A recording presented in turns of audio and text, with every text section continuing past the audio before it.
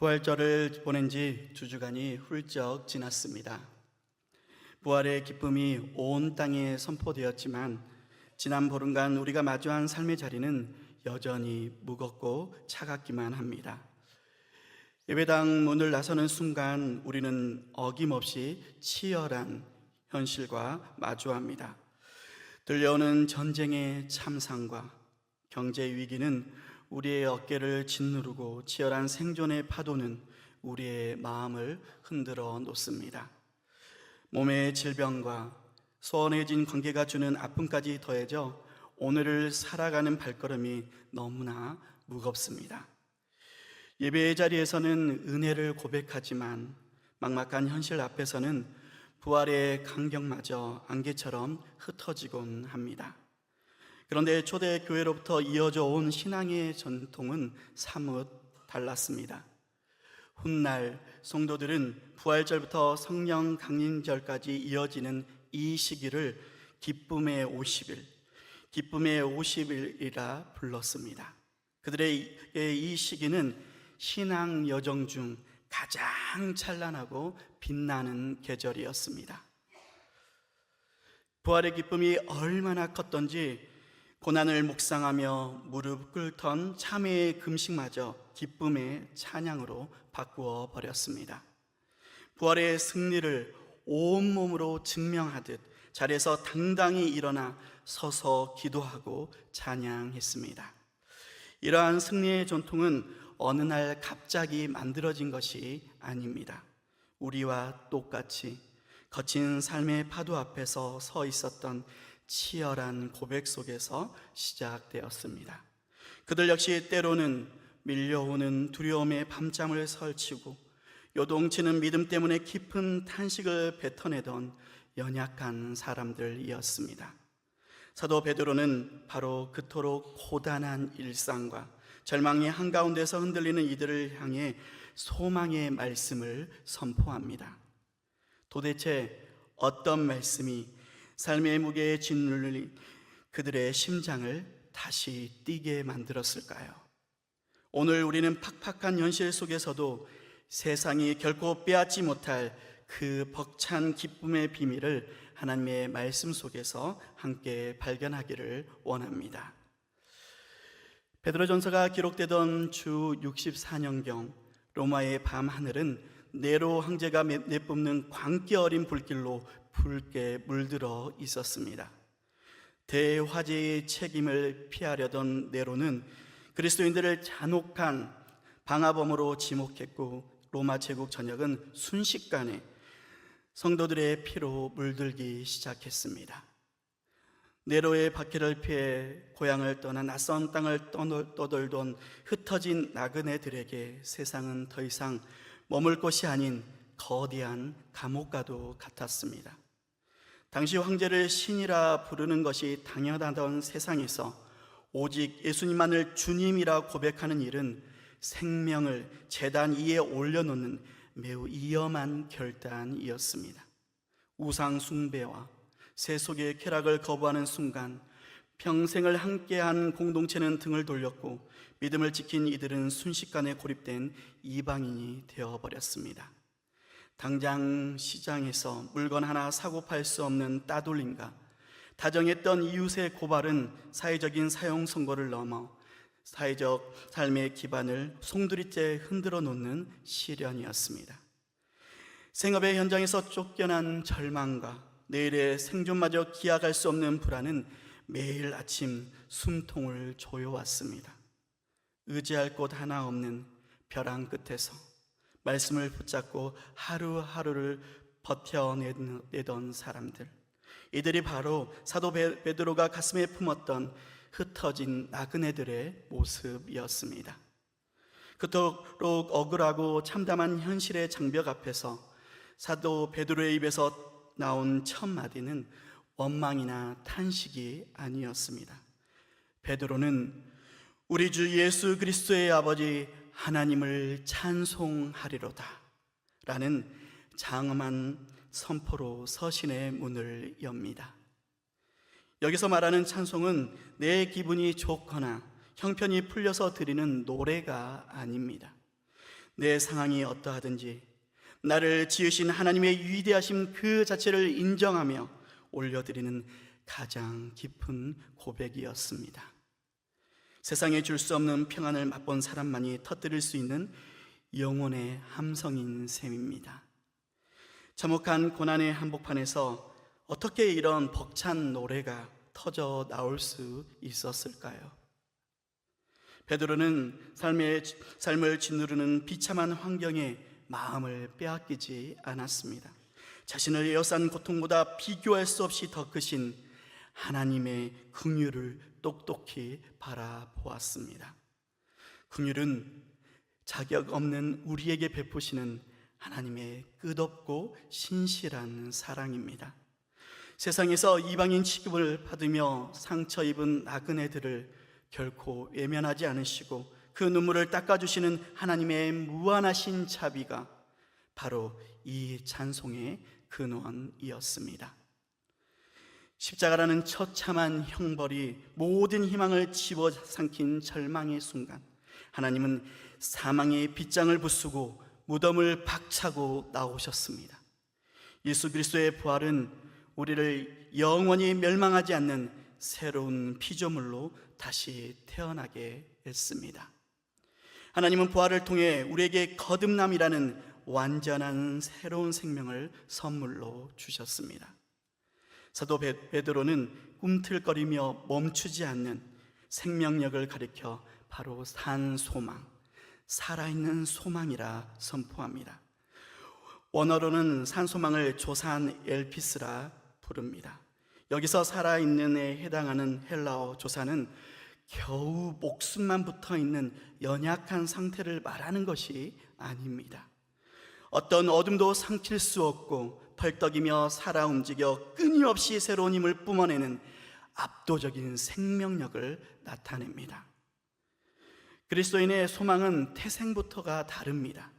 우리의 소망은 어쩌면 일어날지도 모를 일에 목을 매는 막연한 바람이 아닙니다.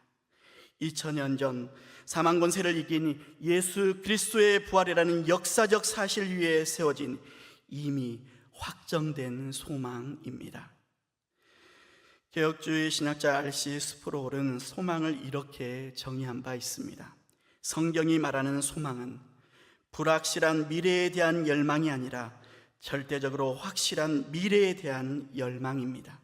내일에 대한 하나님의 약속은 오늘 그를 믿는 자들의 닻입니다. 배가 거센 풍랑 속에 휘말려도 바닥에 닻이 깊이 박혀 있으면 절대로 휩쓸려 떠내려가지 않습니다. 부활이라는 사실이 오늘 삶의 파도에 흔들리는 우리의 영혼을 단단히 붙잡고 있습니다. 예수님이 살아나셨기에 내일을 향한 하나님의 약속은 오늘이라는 거친 바다 위에 우리 영혼을 고정하는 유일한 닻이 됩니다. 부활은 2000년 전 박물관에 갇힌 먼지 쌓인 기적이 아닙니다. 무덤을 여신 부활의 권세는 시공간을 뚫고 오늘 우리의 척박한 일상 속으로 들어닥칩니다. 무기력했던 우리의 존재를 하늘에 속한 자로 완전히 뒤바꾸는 생생한 현실이 됩니다. 로마의 박해는 나그네들의 겉사람을 무너뜨릴 수 있을런지는 몰라도 그들 중심에 흐르는 이 산소망까지 멈추게 할 수는 없었습니다. 세상은 그들을 흩어진 자들이라 불렀지만 그들은 스스로를 부활의 생명을 가진 자들로 인식하기 시작했습니다. 하나님은 부활을 통해 우리의 소속과 신분을 근본부터 완전히 뒤바꿔 놓으셨습니다. 이전에 우리는 죽어 마땅한 죄인이었지만 이제는 그리스도 안에서 의인이 되었습니다. 진노의 자녀로 영원한 형벌 아래 있던 우리가 하나님을 아버지라 부르는 하나님의 자녀가 되었습니다. 세상은 여전히 무엇을 이루었는지 또 얼마나 가졌는지에 따라 우리의 가치를 매기거나 평가합니다. 남들만큼 갖추지 못한 형편과 뒤처진 것만 같은 조바심은 시시때때로 우리의 마음을 이축시키려 합니다. 하지만 산소망을 품은 사람은 더 이상 세상이 정한 기준에 일이 일비하지 않습니다. 우리의 진짜 신분은 세상의 계산법으로 증명되는 것이 아니라 이미 하늘 생명책에 영원히 기록되어 있기 때문입니다. 영화 신의 악단, 이 신의 악단은 세상의 거센 풍랑 속에서 믿음을 지키려 애쓰는 우리에게 결코 흔들릴 수 없는 영적 신분의 위험이 무엇인지 다시금 일깨워 주었습니다. 외화 벌이를 위해 급조된 가짜 찬양단이 죽음 앞에서도 죽음을 멈추지 않는 진짜 그리스도인들을 마주하며 겪는 경이로운 충격이 바로 이 영화의 핵심입니다. 자유도 신앙도 허락되지 않는 북한 땅, 그 죽음의 골짜기 같은 곳에서 그들은 목숨을 걸고 힘차게 선포합니다. 주 예수 나의 산소망, 그리스도 나의 산소망. 주 예수 나의 산소망, 그리스도 나의 산소망. 서슬퍼런 권력이 삶을 짓밟고 육신을 결박할 수는 있었지만 예수 그리스도의 피값으로 인치신 그 새로운 생명만큼은 끝내 굴복시킬 수 없었습니다.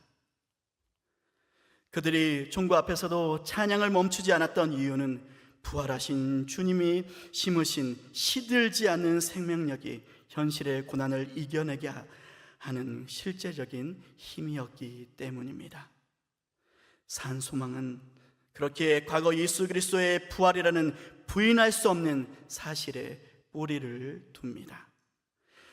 산소망은 오늘이라는 인내의 시간을 통과하게 하며 다가올 영원한 승리를 지금 이 자리로 끌어당겨 맛보게 합니다. 그렇게 우리 또한 오늘 말씀을 따라 힘차게 고백할 수 있어야 하지 않겠습니까? 주 예수 나의 산소망, 그리스도 나의 산소망. 살아있는 소망을 품고 당당하게 세상으로 나아가는 우리가 되길 원합니다. 부활하신 주님이 동행하시며 끝내 승리하게 하실 것을 믿고 나아가는 하나님의 백성이 되어야 할 줄 믿습니다. 무너진 현실을 딛고 일어나 찬송의 자리로 나가게 하시는 산소망의 능력을 매일의 삶 속에서 경험하게 되는 우리가 되기를 주님의 이름으로 간절히 축원합니다. 산소망으로 거듭난 우리 앞에 세상이 감히 흉내낼 수 없는 가장 안전하고 완벽한 미래가 펼쳐져 있습니다. 사도 베드로는 우리가 장차 이어받을 유산을 가리켜 썩지 않고 더럽지 않고 새하지 않는 완벽한 하늘의 유업이라 장엄하게 선포합니다. 구약시대 이스라엘 백성은 메마른 강야를 지나 젖과 꿀이 흐르는 가나안 땅을 유업으로 받았습니다. 그 땅은 모든 수고를 보상받는 안식처럼 보였습니다. 가나안이 영원할 줄 알았지만 그러나 이방인의 침략과 우상 숭배, 기근으로 메마른 땅이 되었던 것처럼 땅에 속한 모든 것은 세월의 풍파 앞에 여지없이 낡고 허물어집니다.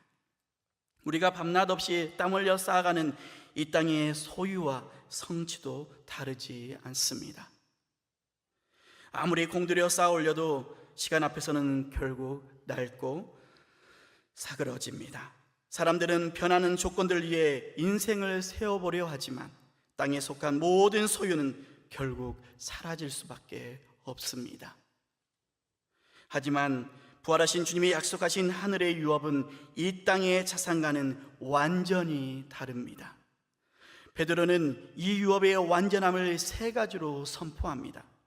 죽음도 무너뜨릴 수 없는 불멸의 유업이자 어떤 죄도 더럽힐 수 없는 순결한 유업이고 영원히 시들지 않는 광채를 지닌 유업입니다.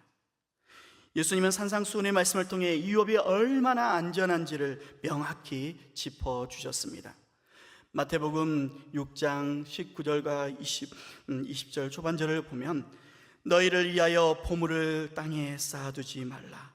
거기는 종과 동록이 해하며 도둑이 구멍을 뚫고 도둑질하느니라. 오직 너희를 위하여 보물을 하늘에 쌓아두라. 이 말씀은 무엇을 가지지 말라고 금하는 말씀이 아닙니다. 무엇이 끝까지 남는지를 드러내시는 말씀입니다. 사람들은 더 많이 쌓아두면 안전해질 것이라고 생각합니다. 조금만 더 가지면 괜찮아질 것 같고, 조금만 더 쌓으면 흔들리지 않을 것처럼 느낍니다. 하지만 현실은 다릅니다. 좀이 갉아먹고 녹이 스며들고 결국 안개처럼 사라집니다. 애써 붙들고 있던 것이 시간 앞에서 힘없이 내려앉는 순간을 우리는 이미 겪어왔습니다. 존 스토트는 산상수훈에서 이 말씀을 이렇게 설명했습니다. 문제는 쌓는 행위가 아니라 결국 사라질 것에 마음을 두는 데 있다고 짚었습니다. 사라질 것을 붙드는 순간 우리의 마음도 그곳에 묶이기 때문입니다. 반대로 하늘에 쌓는 것은 다릅니다. 끝까지 남는 곳에 두는 것입니다. 하나님께서 맡아두신 것은 어떤 외부의 위협도 닿지 않는 자리에서 완벽히 지켜집니다. 우리가 상속받을 이 기업은 눈에 보이는 재산이 아닙니다. 하나님이 주시는 영원한 생명이며 마침내 우리가 누리게 될 하나님 그분 자신입니다. 이처럼 완전한 유업이 이 거친 현실을 지나 과연 내 손에까지 주어질 수 있을까요? 이 편지를 처음 받아든 사람들의 상황을 한번 떠올려 보십시오. 예수를 믿는다는 이유로 일터에서 쫓겨나 미래가 하늘에 간직되어 있다는 분명한 확답을 그들에게 전합니다. 나중에 좋은 것을 주겠다는 막연한 약속이 아니었습니다. 지금 이 순간에도 하나님께서 맡아두신 곳에 조금의 흔들림도 없이 그대로 지키고 있다는 선언이었습니다. 로마 황제의 권력도 결코 빼앗아갈 수 없고 어떤 재난도 닿지 못하는 곳에 그들의 미래가 이미 확정되어 있었습니다. 영원한 본향이 이미 그들의 몫으로 정해졌다는 이 사실이 숨막히는 현실을 끝까지 견디게 하는 힘이 되었던 것입니다. 내 자리를 잃어버린 억울함과 손에 쥐고 있던 것을 빼앗기는 순간에도 영원한 나라를 상속받은 그들의 삶은 끝내 무너지지 않았습니다. 그들의 모습이 낯설지가 않습니다. 어느 순간 같은 두려움이 우리에게도 찾아옵니다. 유업이 아무리 안전해도 정작 그것을 받을 내 믿음이 시련 앞에서 무너지면 아무 의미가 없지 않을까 하는 불안이 밀려옵니다. 자꾸 작은 시련과 시험에도 동요하는 내 모습을 마주할 때마다 한숨이 깊어집니다. 베드로는 5절에서 이 모든 불안을 씻어내는 분명한 답을 내놓습니다. 5절에 너희는 말세에 나타내기로 예비하신 구원을 얻기 위하여 믿음으로 말미암아 하나님의 능력으로 보호하심을 받았느니라. 유업만 보호받는 것이 아닙니다. 그 유산을 상속받을 우리도 하나님의 능력으로 보호하심을 받고 있는 것입니다. 베드로가 선포하는 보호하심은 최정예 군대가 요새를 물샐 틈 없이 에워싸고 한치의 틈도 없이 지키고 있는 모습입니다. 전능하신 하나님의 능력이 우리를 둘러싸고 놓치지 않고 붙들고 계십니다. 우리는 연약하여 작은 시험에도 넘어지기 쉽지만 우리를 지키고 계신 하나님의 능력은 결코 흔들림이 없습니다. 세상의 거센 풍파가 위협할지라도 하나님은 우리의 믿음을 통로 삼아 끝까지 우리를 놓지 않고 붙들어 가십니다. 내 힘으로 믿음을 겨우 버텨내는 것이 아닙니다. 하나님의 능력이 우리의 믿음을 굳게 붙들어 마침내 구원에 이르기까지 이끌어 가십니다. 숨막히는 경쟁과 불안 속을 매일 걷고 있는 우리에게 이 약속이 다시 버틸 힘이 됩니다. 평생 일궈오는 삶의 터전이 흔들리고 남들 사이에서 밀려날 것 같은 두려움이 엄습할 때, 그렇게 우리는 우리의 시선을 들어 올릴 수 있어야 합니다. 우리의 진짜 가치는 소유나 다른 사람들의 평가로 정해지지 않습니다. 십자가 보혈로 영원한 생명을 얻은 우리는 하늘의 유업이 보장된 사람들입니다. 만물을 다스리시는 하나님께서 지금 이 순간에도 우리를 붙들고 계십니다. 그렇게 우리는 더 이상 흔들릴 이유가 없습니다. 세상이 요동해도, 삶의 자리가 무너져도 우리의 미래는 결코 흔들리지 않습니다. 하늘에 예비된 유업을 확신하며 어떠한 상황과 형편 속에서도 흔들리지 않는 하나님의 상속자로 힘있게 서게 되시기를 주님의 이름으로 간절히 축복합니다. 우리를 위한 유업이 하늘 가장 안전한 곳에 있고 하나님의 능력이 우리의 삶을 철저히 에워싸고 있다면 왜 우리 현실에는 여전히 눈물이 흐를까요? 왜 까닭 모를 고난이 쉼없이 찾아올까요? 참으로 피할 수 없는 인생의 깊은 질문입니다. 눈앞에 닥친 가혹한 현실 앞에서 우리는 동요하며 아파합니다. 베드로 사도 역시 우리가 여러 가지 시험 때문에 잠깐 근심하게 된다는 사실을 깊이 공감하며 인정합니다. 네로의 박해로 잡힌 성도들은 맹수에게 찢겨 죽거나 십자가에 달려 불태워지며 밤을 밝히는 횃불처럼 세워지기도 했습니다. 전승에 따르면 사도 베드로 역시 그 박해 속에서 순교한 것으로 전해집니다. 그의 깊은 고난의 시대를 살아가던 성도들을 향해 베드로는 이렇게 말합니다. 베드로전서 4장 12절에 사랑하는 자들아, 너희를 연단하려고 오는 불시험을 이상한 일 당하는 것 같이 이상히 여기지 말고 라고 했습니다. 이 말씀은 그들의 현실과 동떨어진 위로가 아닙니다. 바로 그 고통 한가운데를 향한 말씀이었습니다. 신앙을 지키려다가 생업을 잃고 이웃에게 조롱당하던 초대교회 성도들의 아픔은 오늘 우리의 삶에서도 낯설지 않습니다. 가정에서, 집안에서, 일터에서 예수를 믿는다는 이유로 무시당하며 외면받고 핍박받는 분들이 있습니다. 적당히 타협하면 편해지지만 신앙 양심을 지키려 손해와 희생을 감수해야 하는 우리의 자리와 크게 다르지 않습니다. 슬픔에 짓눌린 이들을 향해 베드로는 오히려 크게 기뻐하도다라며 역설적인 선언을 이제 던집니다. 고난 한가운데서 터져나온 기쁨입니다. 고난 뒤에 숨겨진 하나님의 놀라운 목적을 볼 수 있어야 합니다. 보석상이 가장 귀한 금을 도가니에 넣어 재련하는 과정을 한번 떠올려 보십시오. 영광로의 뜨거운 불길은 금을 파괴하지 못합니다. 금에 둘러붙은 찌꺼기들만 태워 없앨 뿐입니다. 진짜 금은 불 속에서 사라지지 않습니다. 불을 통과할수록 그 순도가 더욱 분명해질 뿐입니다.